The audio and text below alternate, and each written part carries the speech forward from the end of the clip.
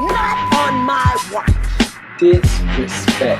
I'm really happy for you. I'm gonna let you finish. The disrespect. The goddamn disrespect. Oh, you are disrespectful.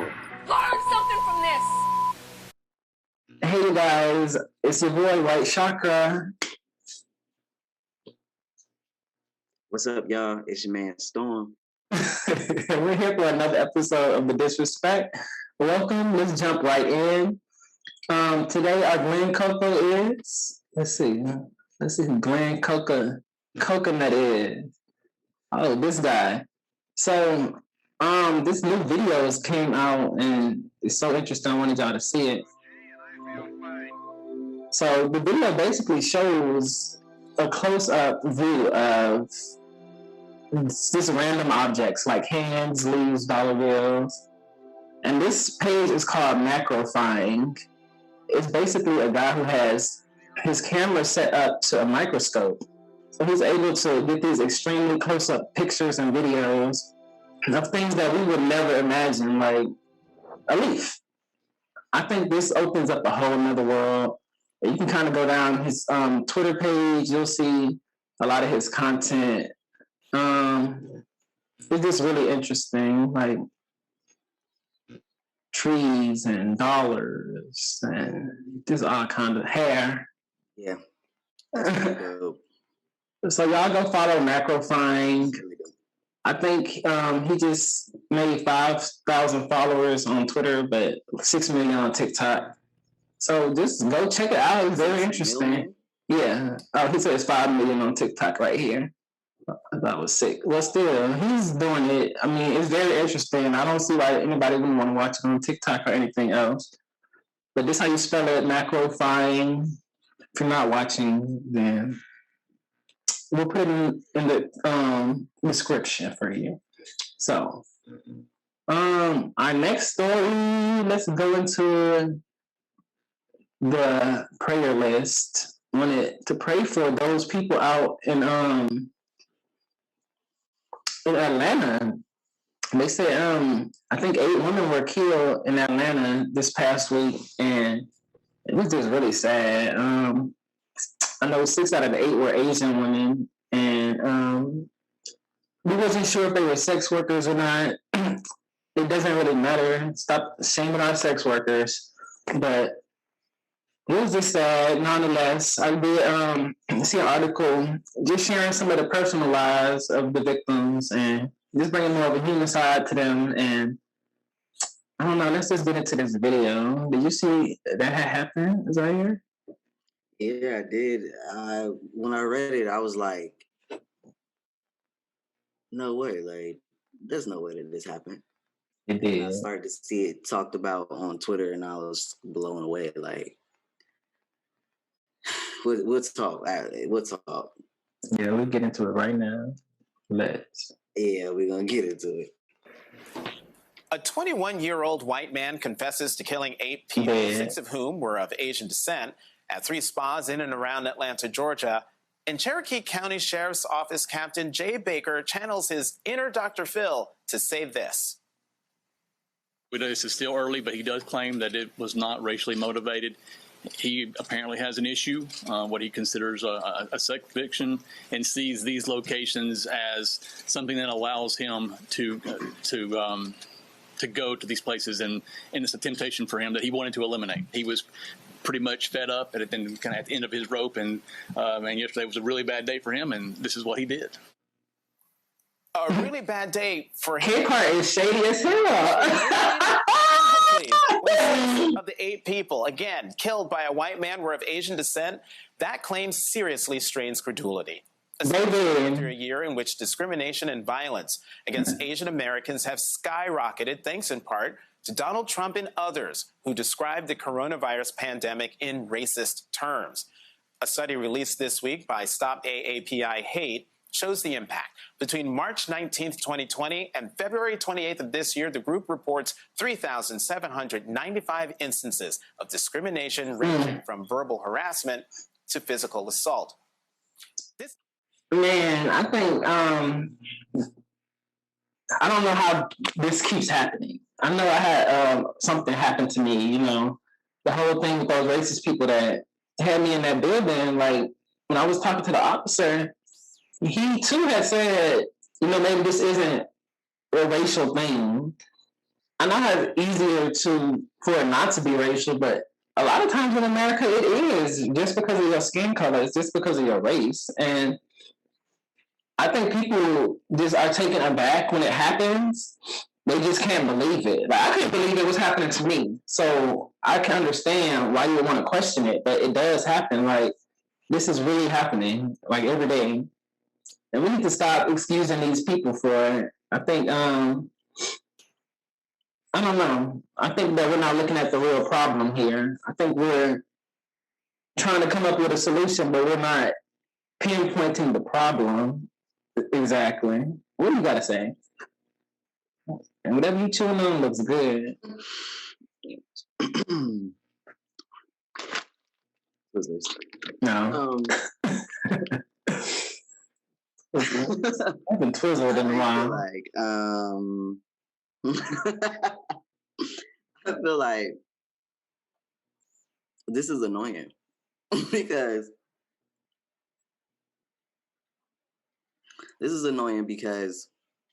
it shouldn't even be a thing. You know what I'm saying? Like, it shouldn't even be a thing. Just like we spoke prior, the hashtag stop AAPI and Asian hate, that shouldn't even be a hashtag.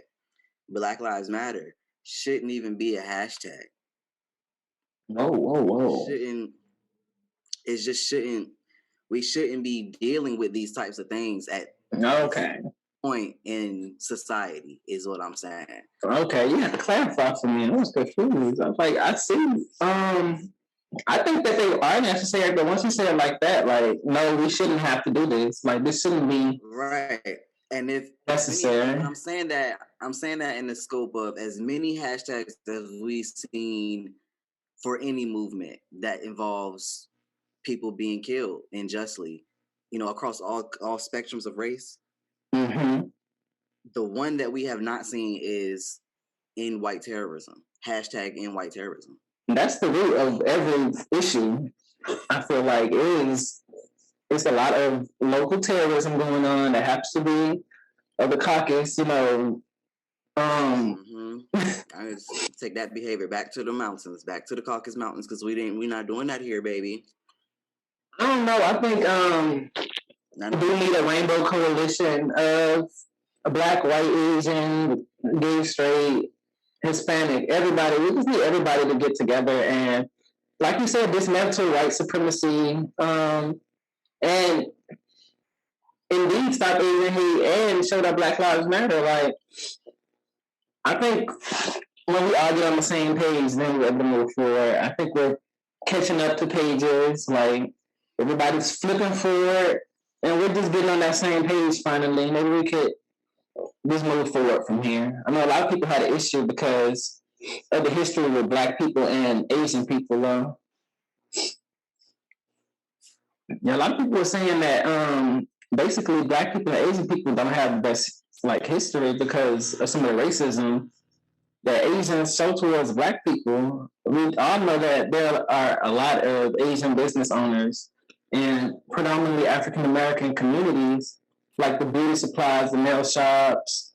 Like, we've all been to an Asian store before, maybe a corner store even, but a lot of the times it is, you know, that quote, hurry up and buy, like that stereotype is, you know, it does come to be true a lot of the times. And I know a lot of people in the Black community, you know, have an issue with that. So I think that those two wrongs they're not going to get us in any type of progress. I think if we do want to seek advancement and actually like better the world for our kids, then we need to team up and get together. Like, Asian people need to show up for Black people at Black Lives Matter campaigns and vice versa. I just think that until we really start showing up for one another, like you said, the hashtag is one thing, but I don't know. I feel like that's not enough. But you know, really, like, I'm going to say something controversial but brave. I kind of don't like how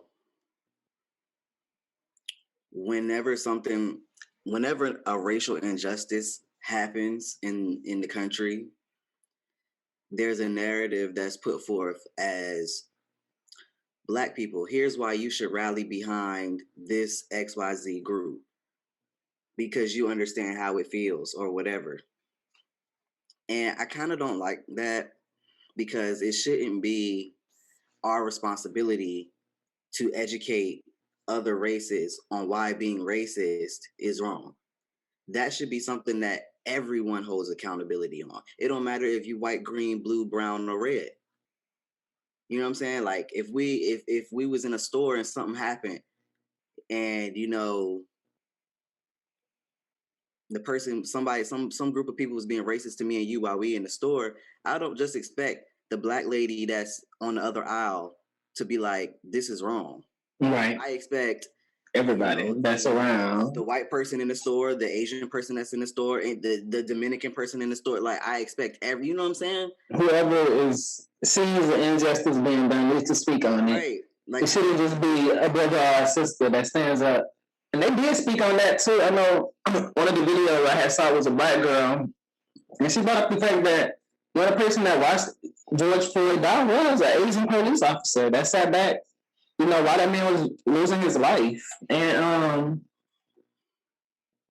these are valid points, but I don't want to attest the whole race against the actions of, a couple of people or a handful of people don't determine the actions behind the race, the entire race. Right. And that goes for the human race as well, not just a race of Black, Asian, white, whatever. Like, the human race is a race. So I think when we start to realize that, then that's when we'll be able to just get past this primitive way of thinking that we're in right now. You had your hand up? Oh no. I just realized something that I have to now replace my storm says with. Okay. I'm here for it. Shit, we haven't even got to the disrespect. I guess we did kind of lean into the disrespect. So let's close the prayer circle out, y'all. Let's get the ushers their due diligence. Can y'all please pass the plate and pass the peas? We'll get into the disrespect right after this message. Okay, y'all. So we're back. And, that was deep. Hashtag stop Asian hate. Hashtag no more hashtags. Hashtag end white terrorism. That. Let's get into the disrespect. So what was our first story today? Well, apparently our first story is about Miss Meghan Markle and Mr. Prince Harry in this tell-all interview with Oprah Winfrey. Oprah Winfrey, honey. Let's get into it. Did you watch it live? I sure the heck do. Yeah, I knew it was messy as hell. Oprah was getting all the damn tea. Let me tell you about Miss Oprah. I didn't. I think I watched it like a couple days later. Oh, you said live? No, I didn't catch it live either. I'm lying. I didn't see it until a week after it had already came out. Miss Oprah's talking right now. She's spilling more tea. Sorry, I don't see the closed captions on this video, but anyway, I'm sure you've all seen it. It's been one of the most watched videos in recent times. And basically, Meghan Markle told all. Like, she spilled all the tea on the royal family. She let all of us girls know that there's racism going on there, that the girls have stripped Harry of his title, and this is all basically because he's a nigger lover. I don't think I can say that on this podcast. You can. You absolutely can, but that my heart. My heart. I felt like I was back in the 50s for a second, bitch. Sure, that's why you would think that we were in the 50s. How does racism is still so alive and just strong? The Europeans, they were the original colonists. So I'm not surprised, but it's like, oh my God. It's just like, look at her. So crazy though. She ain't got but a drop of black in her herself. Let me tell you something. I was in a zone a week ago, let's say about a week ago, where I was very connected, to the universe. Then you was high. Meditation. Okay, continue. Off life. Okay. Right. So I was thinking, because this interview was bopping around in my head, and I was like, yo, the royal family was very upset about the fact that their lineage at some point could look like us. Yeah, it looks like if Harry's brother doesn't have... Who's Harry's brother? I know this. Prince William. Yeah, William. Right? Yeah. If William don't have a white grandchild, he already married to, what's her name? Kate. Mm-hmm. If they child have a black wife, then that's the end of it. That's it. It's it now. Because honestly, I mean, it's not it yet. They could have a white kid that continues to have, keep the white gene going, but if Harry and Meghan, if Archie grows up and marries a black woman, or the little girl that she's pregnant with right now grows up and marries a black man, eventually the royal family's lineage is gonna look like us, like me and you. But they said that their kid not gonna have any title at all. I feel like that's why they did that, because it feels like their lineage is tainted now. But I was thinking the other day, like, this black is amazing. Like, do you know black people will go down in history? There will always be history about black people forever. Yeah, because we always into some stuff. Exactly. Forever. It's for us. And all it takes is one drop of melanin. You're gonna look like that. Not Oprah, but yeah, black is the dominant gene. That's why it's a stronger gene. You know what I'm saying? It only takes a drop. If a black person and a white person has a baby, the baby's gonna come out black. Like 9 times out of 10. It's just the most dominant gene. And that's just that. Like, I do feel sorry for the royal family that they were trying to sustain an all-white royal family, because it's just like, y'all already cut half of your dude. Y'all only had 2 male heirs at this point. And now that one of them has, quote unquote, tainted the bloodline, then it's just like, I don't know what y'all expect. If y'all are expecting the grandkids from Kate and William to just remain white, then good luck. Because as the years keep going and decades keep passing, it's just going to become more and more common that he might fall in love with a woman of color. And y'all going to have to deal with that eventually. So that'll be the day. This speaks to real racism, in my opinion, because white people will be the first ones to say, I don't see color. Right? Meghan don't look black. Meghan, nowhere in my life will I ever admit to saying, you know what, Meghan looks like she could be black. No, she looks like a passing white woman, but maybe a ethnic type of white woman, like maybe like an Italian or like, you know what I'm saying? Like, she looks like that, and y'all are still treating her like that because of her blood. She has black blood, so that makes her black. That's real racism. That's the pure hatred for just someone being black, period. Because that woman don't even look black. And y'all did all this shit to her. Damn shame. Shame and a scandal. A drop of black in her blood. And y'all was worried about what Archie was going to look like? What Archie was going to look like. They daddy is 3 shades from clear. Oh man, yeah, that's one of the cases where the black gene does not shine so bright. I mean, he's still gonna have a little melanin, but it's gonna be a very much, like you say, Italian, a very much very bronze. Yeah, like not bronzer, bitch. Like a Greek. Persian kind of tint. Persian is giving girls a lot. Like, come on, bro. Yeah. She gonna be a little vanilla. That's racist to me. So for all them talking about, the royal family is a racist. No, baby, that's racist. Yeah. That's racist.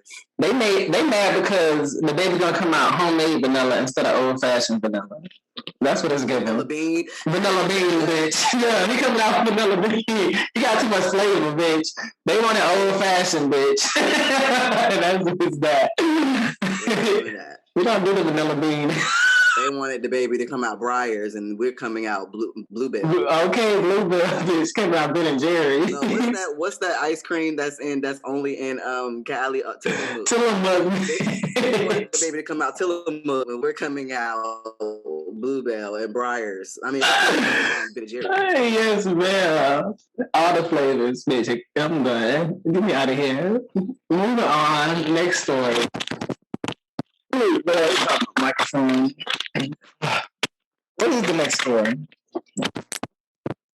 This week.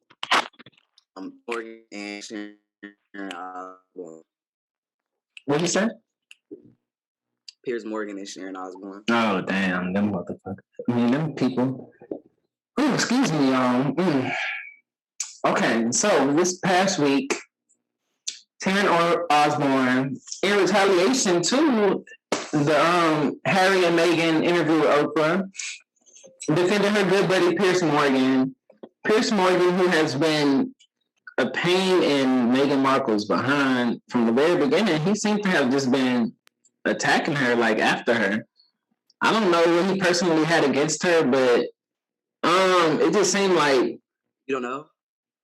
Oh, you know what? He stood her up. I mean, she stood him up, didn't she? I've been knowing you for years. Hold on, y'all. I'm gonna pause this. This some tea. You said what?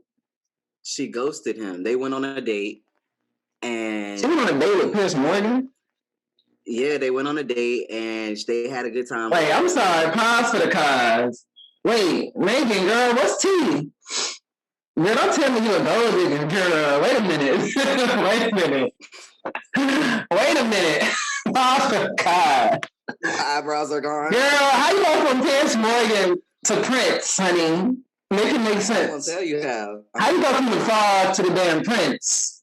Okay? I'll tell you how. Okay, give me the thing. I have to ask. They went on a date. They had a good time, allegedly. After the date, he put her in a cab that took her to a party where she met Prince Harry. It was a setup. It was a setup. Yeah,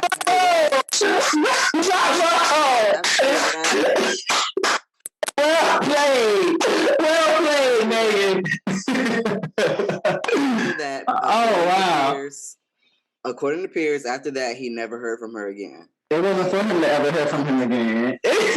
She never responded to texts. She didn't call him back or none of that shit. None of that. It was hot girl summer, baby. I'm sad. City Girls. I'm sad. Yeah, City Girls. Period. 100 points to City Girls. Yes, Gryffindor. No, that's slithering, honey. That was some slithering type shit. Whew, that was a gaggle and a freaking gander. Y'all, Meghan is brilliant. That was well done. That was well done. Well played. Piers had that jungle fever, bitch. Because it was never for you. It was never for you. Like, nah, boo. She was like, nah, boo, you ain't getting that. No, baby. She was just taking a detour. Yeah, it was just a detour on the way to the castle, baby. And that's just that. Sorry, didn't want to tell you. She said, oh, Piers is paying for taxis to the party. Okay. Right. I've never seen anything come out. Well, anyway, y'all, this is the result of I'm willing to Sharon Osbourne defending Piers Morgan. That's the only thing I've seen. Yeah. So what would you say to people who may feel that while you're standing by your friend, it appears that you give validation or safe haven to something that he Not this puppy next to her, Elvis. racist? Even if you don't. She's an emotional support animal. Okay, what did he? I don't know what he's uttered that's racist. I'm not trying to slide out of this one. Right. I don't know. Tell me, what has he uttered that's racist? Wednesday's episode of The Talk. Girl, Sheryl Underwood. this is what we're talking about when they just act confused. Like, I mean, and to me, Sheryl actually broke down what it was that was racist for her. I think she was very patient with her during this conversation. Let's get back to it. Take a look. I feel even like I'm about to be put in the electric chair because I have a friend who many people think is a racist, so that makes me a racist. And for me, at 68 years of age, to have to turn around and say, I ain't racist. What's it got to do with me? Girl, be the 68-year-old ones that be racist. Okay, how can I be racist about anybody? How can I be racist about anybody or anything in my because life? You can, girl. How can I? You said how? Well, I tell you, what? We'll be right back. We have more topics, so don't go away. Cheryl, she ready to dig up in her head. Wait, what did she say? She said we'll be right back. I've been asking you during the break. I'm asking you again, and don't try and cry, because if anyone should be crying, it should be me. Why is she coming for her? Situation. Yes. You tell me where you have heard him say, educate me. Tell me when you have heard him say racist things. Educate Child, me. I know the Tell aunties was at home It is gagging not when this was live. the Baby. exact words of racism. It's the implication and the reaction to it. To not want to address that because she is a Black woman and to try to dismiss it or to make it seem less than what it is. That's what makes it. She is so well spoken. But right now, and to remain calm. To a woman who I believe is my friend, and I don't want anybody here to watch this and say that we're attacking you for being racist. And for that, if I articulated, I think it's anything, too late. I think that seed's already sown. But that is why I'm saying for me. I'm saying for me. For me. I thought I was asking a question about the perception for other people. That's why I prefaced it with, I've never heard you utter anything racist, but I have. But she is dismissing every word, and she's trying to defend her. Racist in his stance against Meghan Markle, and the last time he was on this show, I said as much. I said it when. It's not like she's trying to attack her. Answer to you. He didn't feel that it was racist. He didn't feel that the racial. Most racist people don't believe they're racist. But I was talking to him. Okay, answer me this one, okay? Because I don't know. I don't understand. If he doesn't like someone, and I think this is for everybody who is born white, if Piers doesn't like someone and they happen to be Black, does that make him a racist? No. That's a no. No. Right. I don't even know what the case said, though. Why can't it be he just doesn't like her? Why does it have to be racist? It's almost like, I'm sorry, Cheryl. No, you go It's ahead. almost like yesterday when you were talking, Mrs. O, it sounded like he was really upset about, what you were saying is a royalist. Like, he is just so, deep into he is. honoring the crowd. Girl, let me stop you right there, girl.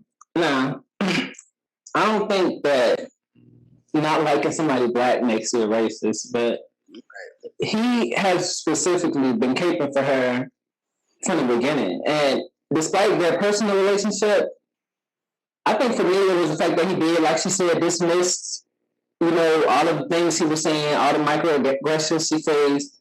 Basically everything that she said was a struggle for her, he dismissed it. And that is racist. That is the racist part. She said it so perfectly.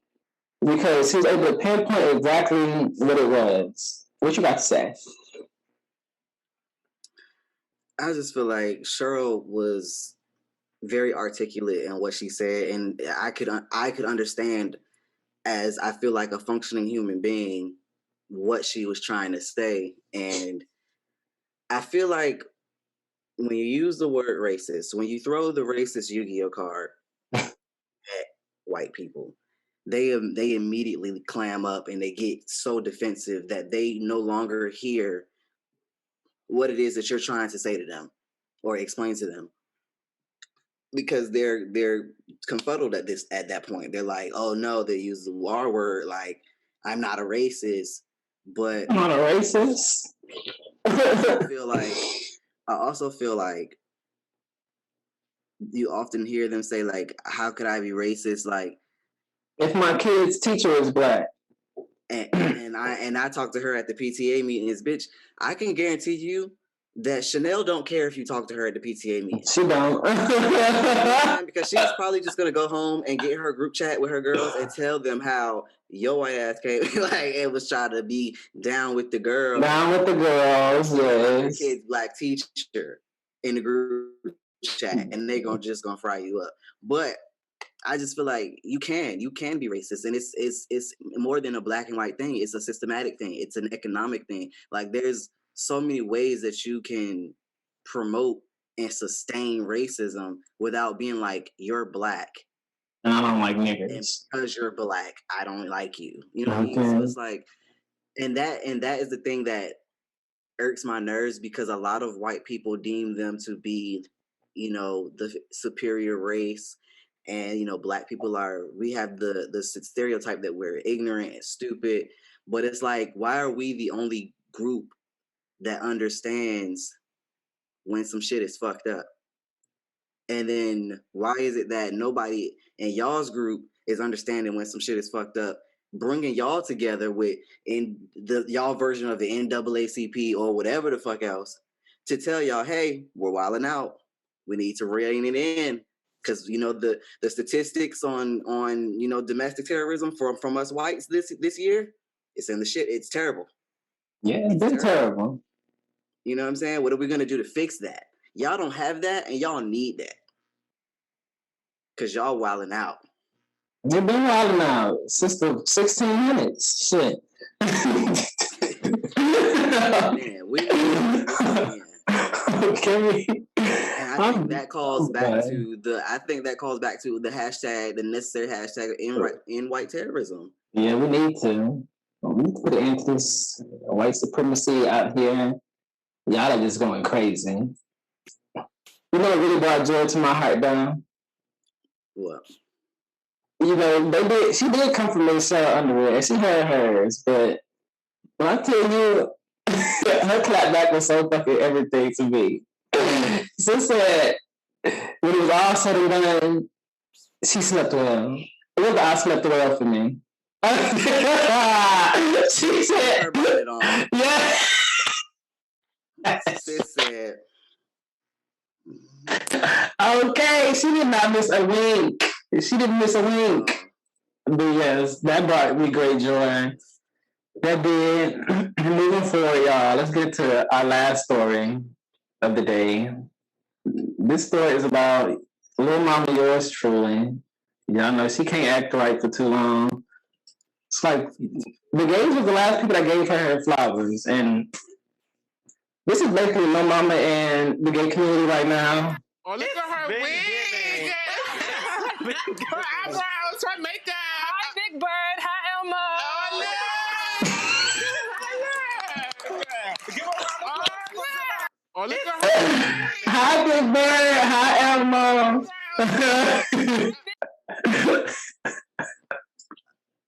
And they did not care. They didn't. They did not care. Yo, that was funny as hell. So if y'all haven't seen it already, Lil Mama basically have came for the gays. I'm about to pull up the screen right now so y'all can see it. Child, Lil Mama has struck again. Like, her last friend, I like Lil Mama too. Like, to me, Lil Mama was somebody who I used to listen to when I was younger. My lip gloss was popping. Before I even came out of the closet, my lip gloss had been popping. So she released the Insta story the other day. Oh shit, I lost it. Sorry. So Lil Mama released the Instagram caption on her story the other day, saying the following. I just found it to be confusing mostly. I wasn't sure why she felt the need to begin a heterosexual rights movement. To me, that's like the same as starting a White Lives Matter. Like, I'm just not getting it. I don't see the need for it. It just seems to me like it was more not sarcastic. What's the word I'm looking for? Help me find it. It seemed like she was just like being I guess I'm just gonna use the word sarcastic, like mocking almost, those that are LGBTQ that do experience bullying, and just making it seem like it just was a slap in the face. I can't verbalize this right now, and I apologize for not being able to verbalize how I feel, but well, I sure can. But if you check your messages, I just sent you the link. This is what started it, this video. I'm clicking on it right now. We're about to get into So basically, my post, I was asking a question on Twitter, and I said, children they're too young to gamble, too young to drink alcohol, who's this interview too with? young to rent a car, too young to that go to a club. A guy, these different questions, and I said, but they're old enough to cut off their genitals and or change their gender. I don't know what he does. Okay. I don't know. So that's when I put. But it's basically into, depopulation. So I believe, is it the Muslim? Like little girls. Well, he sounds like it. RZA Islam. You won't have children. If you have little boys that think they're girls, more so, and we believe in that notion without them even going through puberty or giving them an opportunity to figure out who they truly are. Are they talking about Dwayne and Gabby's daughter? Now, when it comes to yes, this stems from that in the interview with Michelle. Why is everybody so pressed about this little baby? And you're able to do that on your own. I don't have anything against Oh my gosh, that is good. I have lesbian family members as well as friends. I don't care if you got gay family members, lesbian family members, trans family members. I don't give a damn. I don't care if your mama gay. Like, that don't make me no love of mine. Because when you're wrong, you're wrong. Oh, because I was watching a show with Sasa, and boys are very strong. They know how to shoot basketballs. They win. And I don't think that Lil Mama is homophobic or transphobic. I just think that she is ignorant and she is a product of her environment. And that's sad to me because Lil Mama has been like, I don't want to say she's been out of the hood. Like, I don't know if lip gloss went multi-platinum if they had enough money. I feel like she's been well off enough. Like, she's been in successful movies. She's had, a moderately successful career. So I feel like she's not just another product of her environment who has never had the opportunity to be more enlightened in life and to go and open their mind up to just learn more, especially because so much of her fan base is LGBTQ. I see she's opening herself up to like being in maybe close relationships to that type of people, but if you're not willing to understand their lifestyle, then that's not a friend to you, that's an accessory. And people need to start learning the difference between being a friend and being an accessory. Like, I don't know how many people claimed they were my friends when I was younger, and they just wanted a great best friend, and that was just that. Like, it didn't have anything to do with my personality being all awesome, this, that, and the third. Like, this is my thing as a trans person. Being able to do certain things on your own. I hate when people are loud and wrong.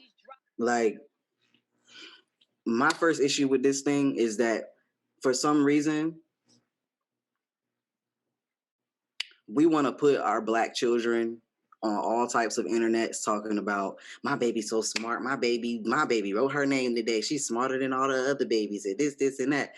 But you don't believe that your child is smart enough to understand at a young age, right, how they feel, right? So which one is it? Right, like your baby's so smart, but your baby's not smart enough to understand how they feel. How you feel and what you perceive things to be are two different things. Like she said, "Oh, I want to be a boy because boys are strong." That's a perception. that boy. Yeah. Feeling like a boy. Like, I feel like this isn't right. Right. And in a time where there's only two really acknowledged genders, you just automatically associate that to being a boy until you get more. And that's what I try to tell people too. Like, when it comes down to even being in a relationship, like, I'm not with that. The man needs to take out the trash. The woman needs to wash the dishes and cook. Like, sometimes, bitch, you take your ass out there and take out the trash. And sometimes I need to take my ass to the kitchen and cook. Like, I've never been one for these, and that's just around the house. But I mean that on such a bigger level of thinking. Like, men and women, like, women are asked to be equal, but in the same breath, we expect you to hold the door open for them. And I still do hold the door open for anybody, not just a woman or a man, but whatever, like, kid, old person, whatever. Like, I think people need to stop associating things with being a man and being a woman, like, when they don't have anything to do with having a penis or a vagina. Like, your cooking skills don't have anything to do with it. You have a penis or a vagina, and neither does your strength. Like, some of these women be out here stronger than me. Like, I'm sure that, it's nothing for them to be strong. So some of these women could probably take on some of these dudes. Like, for real. I think that we need to stop classifying gender with quality, and I just agree with you 100% on that. I'm just saying, like, that shit is really annoying. And beyond that, what irritates me about religion, organized religion, is that they can go against your lifestyle. They can go against what you stand for, your community. And then because they have an opinion about it, feel like their opinion is superior to how others feel and other people's opinions. Like her making that post about starting a anti-LGBT bullying movement. Anti-LGBTQ bullying movement. Like, she says in this post saying, like, y'all get mad at us when we give our honest opinion. Okay, yeah, because you are entitled to say how you feel, but that means I'm also entitled to judge what the fuck you said. Right. Because you did put it out there. You know what I'm saying? And it's not like I'm going against you as a person, but I'm going to tell you if I don't agree with what you said or how it made me feel. Right, you should. I mean, when people put their opinion out there for public opinion and criticism, then it's not for them to have an issue with what anybody says back. Otherwise, you should have just kept it to yourself. And also, well, go ahead, bro. It's just, I think that when you have a platform of any kind, then you need to assume the responsibility that comes with it. Like, I'm tired of these people thinking they can come out here and say anything just because you are, like, just a singer or a rapper and try to use that as an excuse. Oh, well, I don't know anything. I'm just a rapper. Like, why are you taking my words? Like, because you have a platform where thousands, if not millions of people are taking your every word and eating it right up. And Google is free. Yeah, be responsible. Jesus. Do you know how many days and nights we slept worried when they was going to take our internet away? During that period of time where they was like gonna make you pay for the internet. Pay for it. I still look over my shoulder, like, you know what I'm saying? But honestly, I want to make sure that I put this out in the podcast about this. What upset most of the community the most, especially the trans group of the community, is the fact that every time people like this speak on the transgender experience and why this shouldn't be a thing and why this shouldn't be a thing, like I said, I hate people that are loud and wrong. You don't know what you're talking about, because the number one thing that is so freeing about being trans, metaphorically and physically, when you get the body that you feel like you should have, but what's so freeing about it is that to be trans, you don't have to do anything. You don't have to change your hair. You don't have to change the way you dress. You don't have to get no surgeries. You don't have to take no estrogen or testosterone. You could simply wake up and say, today, I'm gonna own who I am. as a person, my identity, and say that I'm trans. I feel non-binary, or I feel like, whatever. You don't, and still continue your life. You don't have to do a motherfucking thing to be trans. But when we're talking about, it always comes back to whether you should or should not cut your genitals off. Why are people so concerned about what is in between people's legs? I don't know. And then we're talking about this of a child. Yeah, that's the thing for me. Like, I don't know. I just think people need to mind their own business. It's so hard for people to mind their own business these days. That's why. Like Gabby and Dwayne is gonna be fine. They're doing an amazing job. Amazing job. As parents and as human beings. As they're leading from the front. Okay. And y'all are concerned about them when y'all don't even have enough money to kiss their ass. Like, y'all don't have enough money to even get an autograph from these people. Like, to even go to one of his games. Like, y'all better got enough movie to bring it on the movie. So, this thing y'all Wayne, like, y'all are not Gabby. You're not Dwayne. Like, and that child is healthy, happy. Couldn't be more happy. Couldn't be more well off. Like, y'all are just staying y'all lane. There's nothing you could provide. And I mean that financially, physically, mentally, spiritually, and anything else for that child that they can't. So just mind y'all business. And that's just where y'all need to stay, is in your lane. Like, for real. Like, everybody can believe in the miracle that is the Big Bang, or the miracle that is religion with a man in the sky. But y'all can't believe that people, when you're born, like your spirit, your energy, yes, can't be more. You know what I'm saying? Like, more than one. It has to have, like, you have to be one thing. I don't think that is a such thing as like a penis and a vagina in the spirit world. I don't know if that's how that works. I don't remember per se. I mean, ever since I was born on the earth realm, I'm not sure how the spirit realm works 100%, but I'm pretty sure that when we die, like, our spirits don't have a vagina and penis. I don't know if they got titties no more, if they got Brazilian butt lifts up there in heaven. Like, I don't know if you can get a BBL up there. So get it while it's hot on earth. Yes, you need to. Yeah, not somebody on their deathbed getting a BBL before it's too late. Finish it. Finish the job. She would not like Mickey.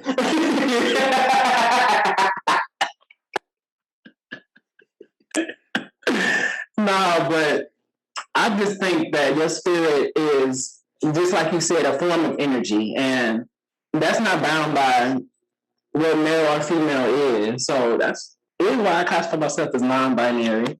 Some days I feel more masculine, some days I feel more feminine.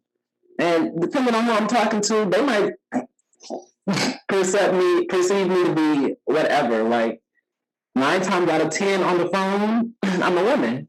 People just hear a woman's voice when they're talking to me. But when they see me, they go, oh. But some people can look at me right in my eyes and call me a woman. And I don't wear wigs or long nails.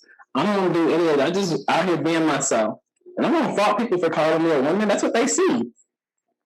That's what they perceive. Then, it's just, to me, it doesn't matter. So I don't make it an issue. But if I did want to be perceived as a man or a woman, then it would be for them to address me as such. And I think that's what the biggest issue is that people aren't able to understand that your choice is the only thing that matters right now on earth, because we are bound by our physical bodies. So, whether you go to get surgery or not, it really doesn't matter. It doesn't define you as your trans journey. It doesn't define that either. I think that once we're able to just evolve, like, past race and past sex, orientation, and all this primitive, irrelevant things that don't matter, We just like to see each other's hearts. I've just been preaching this message this whole episode. It seems like every issue in this country just revolves around this same way of thinking, just ignorance. Like, each one teach one. I don't know what to tell y'all. I don't know. It's crazy. And you know what? I think this is going to play into my Storm Says. Was there any other topics that we needed to talk about? Let's hear it. Okay.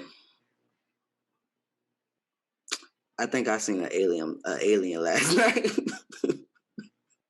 Remember when we was talking about aliens on the podcast, like our experience with like UFOs or whatever? Mm-hmm. I feel like I saw one last night. Oh, girl. Remember with that. Because look, I was driving home, and for those that don't know, I live in the country. So I was driving home, and I'm on this back road, and it's dark. Like, it's just my headlights and the stars that you can see very clearly because it's dark. I'm driving, and out the corner of my eye, I see this green light kind of like go down, like a water drop. Oh, girl, you saw the cows coming home, bitch. and then it like disappeared. Like, it shot downwards, and then it just disappeared.